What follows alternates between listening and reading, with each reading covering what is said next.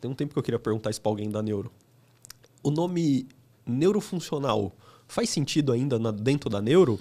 Porque, por exemplo, dentro da respiratória, antigamente a especialidade era pneumofuncional e aí passou para respiratória, né, definitivamente. Mas você tá querendo acabar com a Brafim, velho.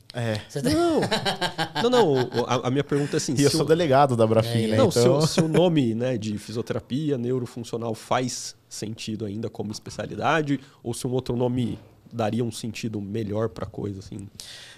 Essa é sempre uma discussão, né, muito grande da questão do porquê desse nome. Por que funcional? Né? E até numa das palestras que eu dei dentro de uns eventos da Brafim, eu coloquei o título exatamente assim: fisioterapia neurofuncional. Funcional para quem? Né? E exatamente para gerar essa questão assim: será que o que a gente está fazendo para o paciente é realmente visando uma funcionalidade para o paciente? Será que isso está gerando uma funcionalidade para a família? Será que isso está gerando uma funcionalidade para o sistema que ele está inserido? Ou será que às vezes isso não tem nada de funcional e é puramente por uma questão do funcionamento do organismo? Quando a gente pensa na essência do neurofuncional, eu acho que esse nome foi importante para poder quebrar um pouco aquele padrão que a gente vinha de uma fisioterapia ligue os pontos, né, onde era o famoso tá encurtado, alonga, tá fraco, fortalece. Eu acho que a mudança para o neurofuncional foi importante para poder mudar esse cenário. Olha, precisamos olhar além do TheraBand e além da caneleira e do halter. Né? E foi exatamente puxando o gancho isso que me fez ir para neuro. Né? Eu ia para a área de desportiva. Eu talvez até estava conversando aqui com vocês um pouco antes. Eu fui talvez uma das pessoas que mais mudou de direção ao longo aí da carreira. E eu ia para a área de desportiva, trabalhei em clube de futebol, trabalhei no futebol feminino, trabalhei no futebol masculino profissional, né? A convite de um amigo meu que era preparador físico lá no oeste de Itápolis. E eu fui para neuro quando a minha supervisora da neuro, na faculdade, eu montava todos os meus planos terapêuticos dos meus pacientes neurológicos com caneleira e halter. E para mim tudo era mesa extensora e mesa flexora. Aí ela falou assim, ó, o negócio é o seguinte, você vai ter que montar um plano terapêutico sem usar nenhuma questão de cinesioterapia que é mais voltado para a parte da desportiva. Você vai ter que usar outros recursos. E ela me deixou sentado na barra paralela, sentado numa bola suíça. Ela falou, ó, senta aí, daqui uns 10 minutos eu volto. E ela vinha na minha direção, só fazia assim, ó. Cara, não vinha nada na minha cabeça.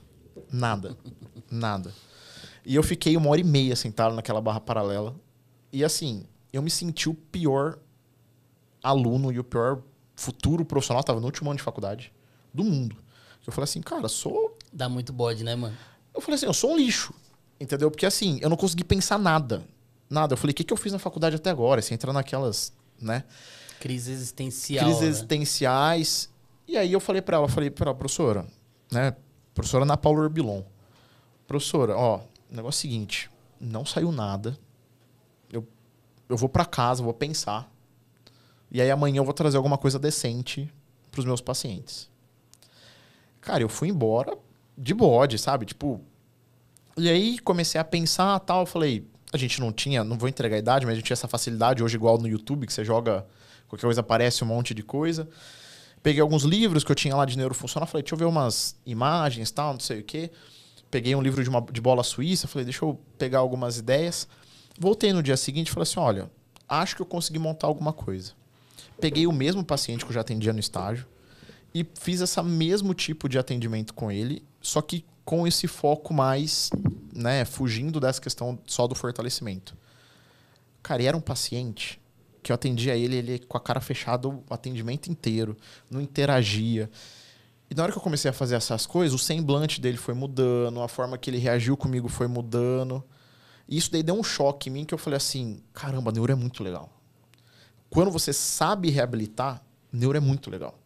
E eu tinha uma ideia que neuro era muito chato. Mas eu descobri, e eu brinco isso nas minhas aulas, que na verdade chato não é a fisioterapia. Chato é o fisioterapeuta. A fisioterapia fica chata se o fisioterapeuta não tem criatividade, não tem essa capacidade de trazer algo que o paciente veja função. Então, pegando, né, a ideia do porquê que a gente entrou nisso, o porquê da fisioterapia neurofuncional. Porque não é porque o paciente tem uma lesão neurológica que você não tem que pensar nos ganhos funcionais. A gente tem que parar de pensar que o paciente neurológico, só porque ele tem uma lesão isquêmica, ele não pode ser funcional. Claro, às vezes você vai ter que mudar algumas formas que ele fazia as coisas, né? E aí a gente entra aqui na diferença de uma reabilitação ou de uma habilitação, ou seja, você devolver algo que ele já tinha, ou você dar uma nova condição para ele, né? Dentro da nova realidade, mas isso não significa que esse paciente não vai evoluir. Né? Aquela ideia de que o paciente neurológico é aquele paciente crônico, que você vai lá só dar aquela benzida no paciente, fazer, né, manobra de higiene, aspiração, faz alongamento passivo... Obrigado, tchau e bênção. A gente tem que tirar essa ideia. Né? O paciente neurológico ele tem evolução. Ah, mas a lesão não permite ele evoluir. Ok, se não permite ele evoluir dentro dessa questão, vamos ganhar funcionalidades de outras formas. Seja na cadeira, seja com uma órtese, seja com um mecanismo de auxílio.